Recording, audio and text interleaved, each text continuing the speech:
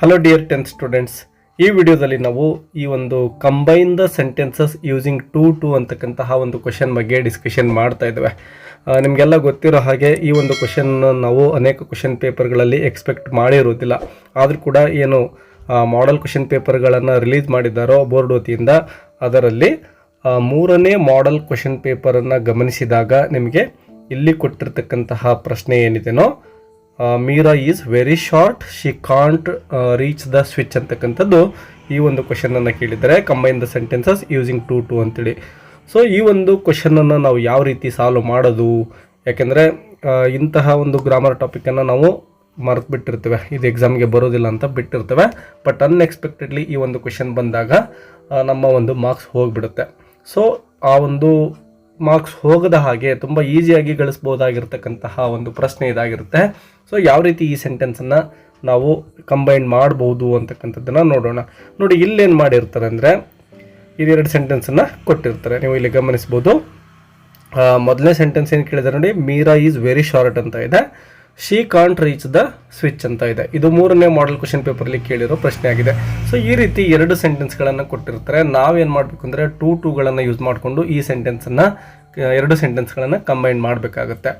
ಮೊದಲನೇದಾಗಿ ನೋಡಿ, ಈ ಒಂದು ಟು ಅಂತಕ್ಕಂತಹ ವರ್ಡ್ಸ್ಗಳನ್ನು ಯೂಸ್ ಮಾಡಿಕೊಂಡು ನಾವು ಕಂಬೈನ್ ಮಾಡಬೇಕಪ್ಪ ಸೆಂಟೆನ್ಸ್ ಅಂದರೆ, ನಾವು ಎರಡು ರೀತಿಯ ಸೆಂಟೆನ್ಸ್ಗಳನ್ನು ಅಂದರೆ 2 ಟೈಪ್ಸ್ ಆಫ್ ಸೆಂಟೆನ್ಸನ್ನು ನೋಡ್ತೇವೆ. ಹೇಗಪ್ಪ ಅಂದರೆ ನೋಡಿ, ಮೊದಲೇದು ಸೇಮ್ ಸಬ್ಜೆಕ್ಟ್ ಇನ್ 2 ಸೆಂಟೆನ್ಸಸ್. ಇಲ್ಲೇನು ಎರಡು ಸೆಂಟೆನ್ಸ್ಗಳನ್ನು ಕೊಟ್ಟಿದ್ದಾರೋ, ಮೊದಲನೇ ಸೆಂಟೆನ್ಸಲ್ಲಿ ನೋಡಿ ಮೀರಾ ಅಂತಕ್ಕಂಥದ್ದು ಸಬ್ಜೆಕ್ಟ್ ಇದೆ, ಸೊ ಸೇಮ್ ಸಬ್ಜೆಕ್ಟ್, ಮತ್ತು ಶಿ ಅಂತಕ್ಕಂಥದ್ದು ಎರಡನೇ ಸೆಂಟೆನ್ಸಲ್ಲಿದೆ. ಇವೆರಡು ಕೂಡ ಒಬ್ಬ ವ್ಯಕ್ತಿಗೆ ಸಂಬಂಧಪಟ್ಟಂತಹ ಏನಾಗಿದೆ, ಸಬ್ಜೆಕ್ಟ್ ಆಗಿದಾವಲ್ವಾ ಎರಡು ಸೆಂಟೆನ್ಸಲ್ಲೂ ಕೂಡ. ಹೀಗಿದ್ದಾಗ ಬೇರೆ ರೂಲನ್ನು ಫಾಲೋ ಮಾಡಿಕೊಂಡು ನಾವು ಕಂಬೈನ್ ಮಾಡಬೇಕಾಗುತ್ತೆ ಈ ಒಂದು ಟು ಯೂಸ್ ಮಾಡಿಕೊಂಡು. ಇನ್ನು ಡಿಫ್ರೆಂಟ್ ಸಬ್ಜೆಕ್ಟ್ಸ್ ಇದ್ದರೆ ಆಗ ಅದಕ್ಕೆ ಬೇರೆ ರೂಲ್ ಇರುತ್ತೆ. ಈಗ ಈ ಎರಡೂ ರೂಲ್ಸ್ಗಳನ್ನು ಯೂಸ್ ಮಾಡಿಕೊಂಡು ಯಾವ ರೀತಿ ಕಂಬೈನ್ ಮಾಡೋದು ಅನ್ನೋದನ್ನು ನಾವು ನೋಡೋಣ. ಮೊದಲನೇದಾಗಿ ನೋಡಿ, ಸೇಮ್ ಸಬ್ಜೆಕ್ಟನ್ನು ಹೊಂದಿದರೆ ಎರಡು ಸೆಂಟೆನ್ಸ್ಗಳು ಯಾವ ರೀತಿ ಕಂಬೈನ್ ಮಾಡೋದು ಅಂತಕ್ಕಂಥದ್ದನ್ನು ನೋಡೋಣ. ನಂತರದಲ್ಲಿ ಡಿಫ್ರೆಂಟ್ ಸಬ್ಜೆಕ್ಟ್ಸ್ ಇದ್ದರೆ ಯಾವ ರೀತಿ ಮಾಡೋದು ಅಂತ ನೋಡೋಣ. ಫಸ್ಟ್ ಸೆಂಟೆನ್ಸ್ ಏನು ಮಾಡೆಲ್ ಕ್ವಶನ್ ಪೇಪರ್ಲಿ ಕೊಟ್ಟಿದ್ದಾರೋ ಅದನ್ನೇ ಡಿಸ್ಕಷನ್ ಮಾಡೋಣ. ನೋಡಿ, Meera is very short, she can't reach the switch ಅಂತ ಇದೆ. ಇಲ್ಲೇನು ಮಾಡೋದು ಅಂದರೆ ವಿದ್ಯಾರ್ಥಿಗಳೇ, ನೋಡಿ ಇಲ್ಲಿ ವೆರಿ ಅಂತಕ್ಕಂತಹದ್ದು ಏನಿದೆ ಅಲ್ವಾ, ಈ ಪದವನ್ನು ನಾವು ರಿಮೂವ್ ಮಾಡಿಬಿಟ್ಟು ಆ ಸ್ಥಾನದಲ್ಲಿ ಟು ಅಂತಕ್ಕಂಥದ್ದನ್ನು ಸೇರಿಸ್ಬೇಕು ವಿದ್ಯಾರ್ಥಿಗಳೇ. ಸೊ ಎಲ್ಲ ಸೆಂಟೆನ್ಸ್ಗಳಲ್ಲಿ ಎಲ್ಲಿ ವೆರಿ ಬರ್ತಾ ಇದೆನೋ ಅಲ್ಲಿ ಆ ವೆರಿಯನ್ನು ರಿಮೂವ್ ಮಾಡಿ ನೀವೇನು ಮಾಡಬೇಕು, ಟು ಅಂತ ಸೇರಿಸ್ಕೋಬೇಕು. ಮತ್ತು ನೋಡಿ, ಇಲ್ಲಿ ಏನು ಫುಲ್ ಪಾಯಿಂಟ್ ಕೊಟ್ಟಿದ್ದಾರಲ್ವ ಅದನ್ನು ರಿಮೂವ್ ಮಾಡಿ ಟು ಅಂತ ಸೇರಿಸ್ತೇವೆ ಆ ಸ್ಥಾನದಲ್ಲಿ. ಮತ್ತು ಶಿ ಕಾಂಟ್ ಅಂತಕ್ಕಂಥದ್ದು ಏನಿದೆ ನೋಡಿ, ಸಬ್ಜೆಕ್ಟ್ ಮತ್ತು ಕಾಂಟ್ ಅಂತಕ್ಕಂತಹ ವರ್ಡ್ಸ್ ಏನಿರ್ತವೋ ಅವುಗಳನ್ನು ರಿಮೂವ್ ಮಾಡಬೇಕು. ಫಾರ್ ಎಕ್ಸಾಂಪಲ್ ನೋಡಿ, ಎರಡನೇ ಸೆಂಟೆನ್ಸಲ್ಲಿ ಇಲ್ಲಿ ಹಿ ಕಾಂಟ್ ಅಂತ ಇದೆ ಅಲ್ವಾ ಎರಡನೇ ಸೆಂಟೆನ್ಸ್, ಇಲ್ಲಿ ಹಿ ಕಾಂಟ್ ಎರಡನ್ನು ಕೂಡ ರಿಮೂವ್ ಮಾಡ್ತೇವೆ. ಅದೇ ರೀತಿ ಶಿ ಕಾಂಟ್ ಅಂತ 3ನೇ ಸೆಂಟೆನ್ಸಲ್ಲಿ ನೋಡ್ಬೋದು, ಇದನ್ನು ಕೂಡ ನಾವು ರಿಮೂವ್ ಮಾಡ್ತೇವೆ ಕಂಬೈನ್ ಮಾಡಬೇಕಾದ್ರೆ. ಸೊ ಈ ರೀತಿ ನಾವು ರಿಮೂವ್ ಮಾಡಬೇಕು. ಈಗ ನಾವು ಇಲ್ಲಿ ಫುಲ್ ಪಾಯಿಂಟ್ ತೆಗೆದು ಟು ಅನ್ನು ಹಾಕಿದ್ದೇವೆ. ರೀಚ್ ದ ಸ್ವಿಚ್ ಅಂತ ಇತ್ತಲ್ವ ಅದನ್ನು ಆ್ಯಸ್ ಇಟ್ ಈಸ್ ಬರ್ಕೊಳ್ತೇವೆ ವಿದ್ಯಾರ್ಥಿಗಳೇ. ಸೊ ನೋಡಿ, ಈ ಸೆಂಟೆನ್ಸನ್ನು ಈಗ ಬರೆಯೋಣ. ಆನ್ಸರ್ನ ಮೀರಾ ಅಂತ ಬರ್ಕೊಳ್ತೀರಾ. ಮೀರಾ ಈಸ್ ನೋಡಿ, ವೆರಿ ಇರೋ ಹತ್ರ ಟು ಬರ್ಕೊಳ್ಳಿ. ಮೀರಾ ಈಸ್ ಟು ಶಾರ್ಟ್ ಅಂತ ಬರೀತೇವೆ. ಫುಲ್ ಪಾಯಿಂಟ್ ಇರೋ ಹತ್ರ ಟೂ ಅನ್ನು ಬರೀತೇವೆ. ಮತ್ತು ಶಿ ಕಾಂಟ್ ರಿಮೂವ್ ಮಾಡಿದ್ದೇವೆ. ರೀಚ್ ಅಂತಕ್ಕಂಥದ್ದನ್ನು ಬರೀತಾ ಇದ್ದೇವೆ. ರೀಚ್ ದ ಸ್ವಿಚ್ ಅಂತೇಳಿ ವಿದ್ಯಾರ್ಥಿಗಳೇ. ಸೊ ಇಷ್ಟೇ ಕೆಲಸ ಇರೋದು, ಇಲ್ಲಿ ಏನೂ ಇಲ್ಲ.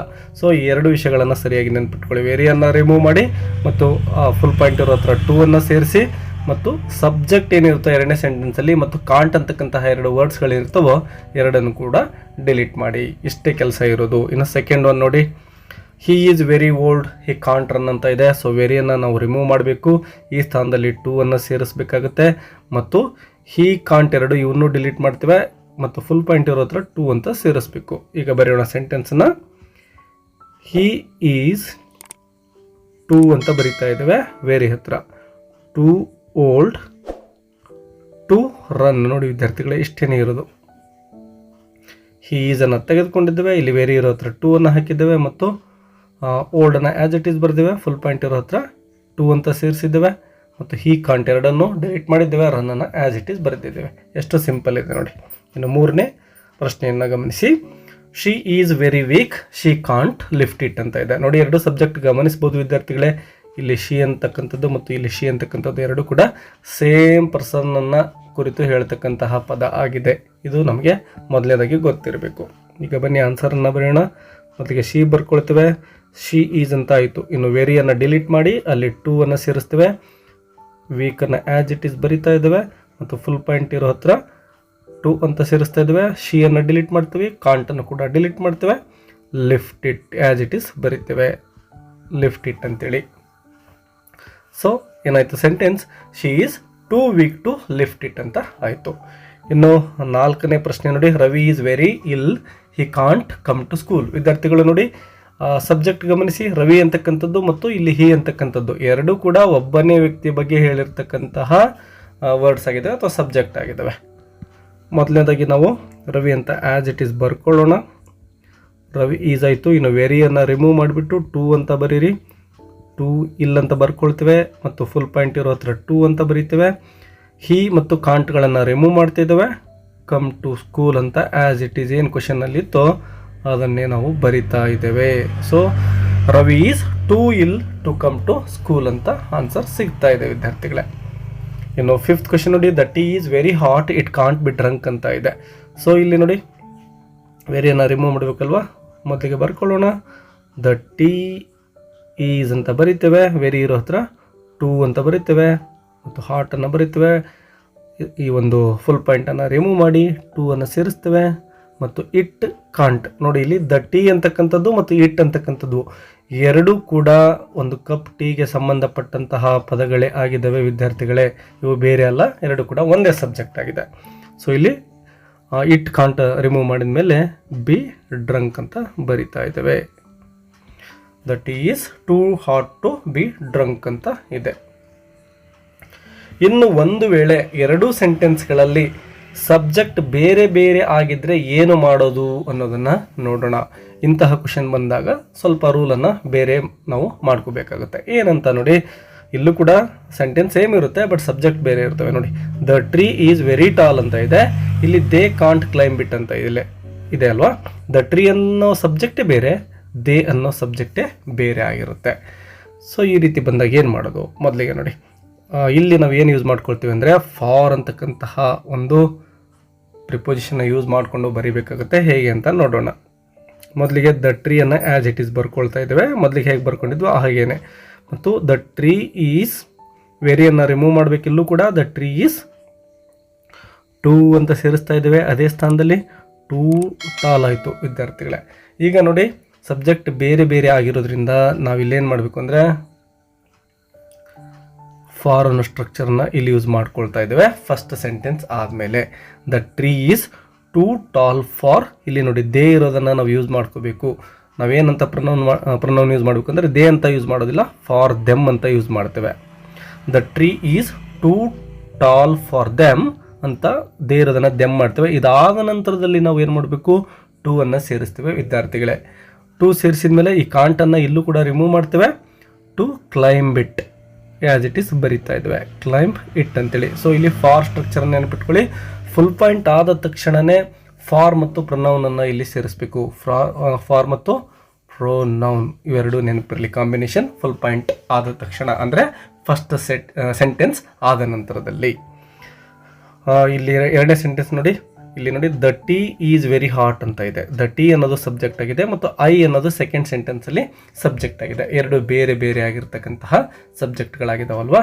ಸೊ ಏನು ಮಾಡೋದು ನೋಡಿ, ವೆರಿಯನ್ನು ಇಲ್ಲಿ ರಿಮೂವ್ ಮಾಡಿ ಇಲ್ಲೂ ಕೂಡ ಟೂ ಅನ್ನು ಸೇರಿಸ್ತಾ ಇದ್ದಾವೆ. ಮತ್ತು ಹಾಟ್ ಆದಮೇಲೆ ನೋಡಿ, ಈ ಹಾಟ್ ಆದಮೇಲೆ ಫುಲ್ ಪಾಯಿಂಟ್ ತೆಗೆದು ಫಾರ್ ಐ ಇರೋದನ್ನು ಸಬ್ಜೆಕ್ಟ್ ಮೀ ಅಂತ ಮಾಡಬೇಕು ವಿದ್ಯಾರ್ಥಿಗಳೇ. ಇದನ್ನು ನೆನ್ಪಿಟ್ಕೊಳ್ಳಿ. ಕಾಂಟ್ ಇಲ್ಲೂ ಕೂಡ ರಿಮೂವ್ ಆಗ್ತಾ ಇರುತ್ತೆ. ಡ್ರಿಂಕ್ ಇಟ್ಟನ್ನು ಮತ್ತೆ ಕೊನೆಗೆ ಬರ್ಕೊಳ್ತೇವೆ ನಾವು. ಬನ್ನಿ ಈಗ ಸೆಂಟೆನ್ಸ್ ಬರೆಯೋಣ.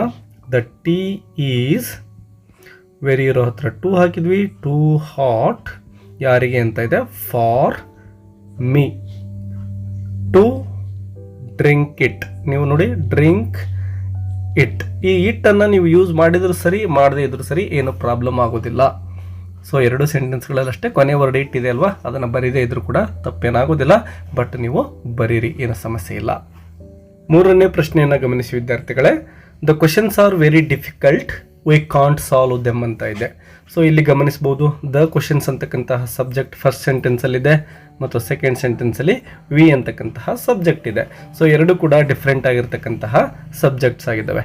ಸೊ ಇಲ್ಲಿ ನಾವು ವೇರಿಯನ್ನು ರಿಮೂವ್ ಮಾಡ್ತಾ ಇದ್ದೇವೆ ಮತ್ತು ಈ ಸ್ಥಾನದಲ್ಲಿ ಟೂ ಅನ್ನು ಸೇರಿಸ್ತಾ ಇದ್ದೇವೆ. ಅದೇ ರೀತಿ ನೋಡಿ ಫುಲ್ ಪಾಯಿಂಟನ್ನು ತೆಗೆದು ಇಲ್ಲಿ ಫಾರ್ ಅಂತ ಸೇರಿಸ್ಬಿಟ್ಟು ವಿ ಇರೋದನ್ನು ಅಸ್ ಅಂತ ನಾವು ಪ್ರನೌನನ್ನು ಚೇಂಜ್ ಮಾಡಬೇಕು ಮತ್ತು ಕಾಂಟನ್ನು ರಿಮೂವ್ ಮಾಡಬೇಕು. ಇದಿಷ್ಟು ಸ್ಟೆಪ್ಸ್ ಆಗಿದೆ.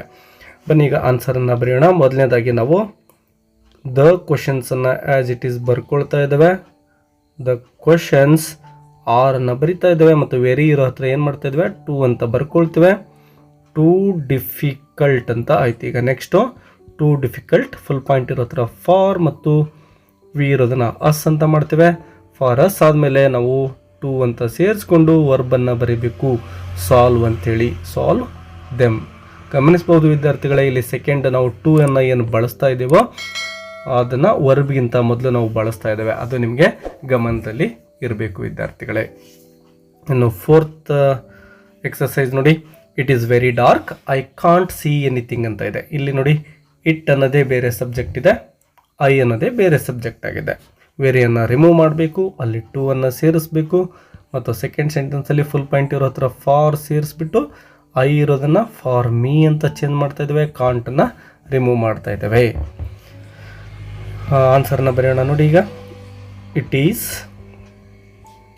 Two dark, it is two dark ಯಾರಿಗೆ, ಫಾರ್ ಮೀ ಅಂತೇಳಿ ಬರಿತಾ ಇದ್ದೇವೆ. ಫಾರ್ ಮೀ ಆಯಿತು. ಫಾರ್ ಮೀ ಸಿ ಇದೆ, ಆ ವರ್ಬ್ಗಿಂತ ಮೊದಲು ಟು ಸಿ ಅಂತ ನಾವು ಬರೀಬೇಕು. ಟು ಸಿ ಎನಿಥಿಂಗ್ ಅಂತ ಆನ್ಸರ್ ಸಿಗುತ್ತೆ ವಿದ್ಯಾರ್ಥಿಗಳೇ. ಅದೇ ರೀತಿ ಕೊನೆ ಪ್ರಶ್ನೆ, ದ ಕಾರ್ ಮತ್ತು ವಿ ಅಂತಕ್ಕಂಥವು ಫಸ್ಟ್ ಮತ್ತು ಸೆಕೆಂಡ್ ಸೆಂಟೆನ್ಸಲ್ಲಿ ಇರ್ತಕ್ಕಂತಹ ಸಬ್ಜೆಕ್ಟ್ ಆಗಿದ್ದಾವೆ. ಎರಡು ಕೂಡ ಡಿಫ್ರೆಂಟ್ ಆಗಿರ್ತಕ್ಕಂಥವು. ಇಲ್ಲಿ ವೆರಿಯನ್ನು ರಿಮೂವ್ ಮಾಡಿ ಟೂ ಸೇರಿಸ್ಬೇಕು ಮತ್ತು ಫುಲ್ ಪಾಯಿಂಟ್ ತೆಗಿಬೇಕು, ಅಲ್ಲಿ ಫಾರ್ ಹಾಕ್ತೇವೆ. ವಿ ಇರೋದನ್ನು ಅಸ್ ಅಂತ ಪ್ರನೌನ್ ಚೇಂಜ್ ಮಾಡಬೇಕು, ಕಾಂಟನ್ನು ರಿಮೂವ್ ಮಾಡ್ತೇವೆ. ಬೈ ಇರೋದನ್ನು ಟೂ ಬೈ ಅಂತ ಮಾಡಬೇಕು. ಬನ್ನಿ ಈಗ ಆನ್ಸರನ್ನು ಬರೆಯೋಣ. The car is two expensive for us ಅಂತ ಬರಿತಾ ಇದ್ದೇವೆ. ವಿ ಇರೋದನ್ನು ಅಸ್ ಅಂತ ಚೇಂಜ್ ಮಾಡಿದ್ವಿ ಮತ್ತು ಟೂ ಬೈ ವರ್ಬ್ಗಿಂತ ಮೊದಲು ಟೂ ಸೇರಿಸಿ ಬೈ ಇಟ್ ಅಂತ ಬರಿತಾ ಇದ್ದೇವೆ ವಿದ್ಯಾರ್ಥಿಗಳೇ. ಇಟ್ಟನ್ನು ನೀವು ಬರಿಬಹುದು ಅಥವಾ ಬರೀದೇನೂ ಇರ್ಬೋದು, ಏನು ಸಮಸ್ಯೆ ಆಗೋದಿಲ್ಲ. ಟೂ ಬೈ ಅಂತ ಬರಿಬಹುದು. ಎಸ್, ಈಗ ನೋಡಿ ಇಲ್ಲಿ ಕೆಳಗಡೆ ಎರಡು ಎಕ್ಸಸೈಸ್ಗಳನ್ನು ಕೊಡಲಾಗಿದೆ. They are very poor, they can't pay the fees ಅಂತ ಇದೆ. ಇಲ್ಲಿ ದೇ ಅಂತಕ್ಕಂಥದ್ದು ಏನು ಸಬ್ಜೆಕ್ಟ್ ಆಗಿದೆ ಎರಡು ಸೆಂಟೆನ್ಸ್ಗಳಲ್ಲೂ, ಮತ್ತು ಅದು ಎರಡಕ್ಕೂ ಕೂಡ ಸೇಮ್ ಸಬ್ಜೆಕ್ಟ್ ಆಗಿದೆ. ಸೇಮ್ ಪರ್ಸನ್ಸನ್ನು ಕುರಿತು ಬಳಸ್ತಕ್ಕಂತಹ ಸಬ್ಜೆಕ್ಟ್. ಹಾಗಾಗಿ ಮೊದಲನೇ ರೂಲ್ ಏನಿತ್ತು ಅದನ್ನು ಫಾಲೋ ಮಾಡಿರಿ. ಮತ್ತು ಸೆಕೆಂಡ್ಗೆ ದ ನೈಟ್ ಅಂತಕ್ಕಂಥದ್ದು ಸಬ್ಜೆಕ್ಟ್ ಆಗಿದೆ ಮತ್ತು ಇಲ್ಲಿ ವಿ ಅಂತ ಇದೆ. ಇವೆರಡು ಕೂಡ ಬೇರೆ ಬೇರೆ ಸಬ್ಜೆಕ್ಟ್ ಆಗಿದ್ದಾವೆ. ಹಾಗಾಗಿ ಸೆಕೆಂಡ್ ರೂಲನ್ನು ಅಪ್ಲೈ ಮಾಡಿಕೊಂಡು ಇವಕ್ಕೆ ಆನ್ಸರ್ ಮಾಡಿ. ನಿಮ್ಮ ಆನ್ಸರ್ಸ್ಗಳನ್ನು ಕಮೆಂಟ್ ಬಾಕ್ಸಲ್ಲಿ ಕಮೆಂಟ್ ಮಾಡೋದನ್ನು ಮರಿಬೇಡಿ ವಿದ್ಯಾರ್ಥಿಗಳೇ. ಮತ್ತು ವಿಡಿಯೋ ನಿಮಗೆ ಹೆಲ್ಪ್ಫುಲ್ ಆಗಿದ್ದರೆ ಲೈಕ್ ಮಾಡೋದು ಮರಿಬೇಡಿ. ಹೆಚ್ಚಿನ ನಿಮ್ಮ SSLC ಲೆಸನ್ಸ್ಗೋಸ್ಕರ ಈ ಚಾನಲ್ ಸಬ್ಸ್ಕ್ರೈಬ್ ಮಾಡ್ಕೊಳ್ಳಿ. ಈಸಿಯಾಗಿ ನೀವು ಗ್ರಾಮರನ್ನು ಕಲಿಬಹುದು. Take care, keep learning. Bye ಬಾಯ್.